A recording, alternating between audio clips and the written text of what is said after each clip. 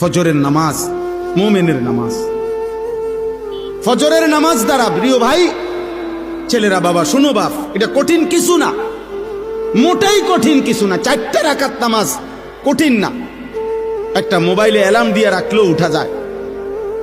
আবার ঘুমাও, ফজরের পরে লাগলে তোমার ঘুম বাকি থাকলে তুমি আবার ঘুমাইও।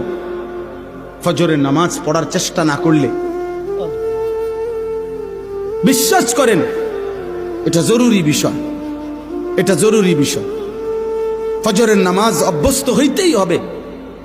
রাসূলুল্লাহ সাল্লাল্লাহু আলাইহি ওয়াসাল্লাম বলছেন এটা, যে ফজর পড়ে না সে মুনাফিক। হযরত আব্দুল্লাহ ইবনে ওমর রাদিয়াল্লাহু তাআলা আনহুমা বলছেন, নবীজির জামানায় ফজরের নামাজের অনুপস্থিতি দেখে আমরা মুনাফিক চিনতাম। হযরত আব্দুল্লাহ ইবনে মাসউদ বলছে, নবীজি সাল্লাল্লাহু আলাইহি সাল্লাম কারো ঈমানের ব্যাপারে সন্দেহ করলে তাকে ফজরের নামাজে তালাশ করতেন। যদি ভাবতেন সে মুনাফিক কিনা,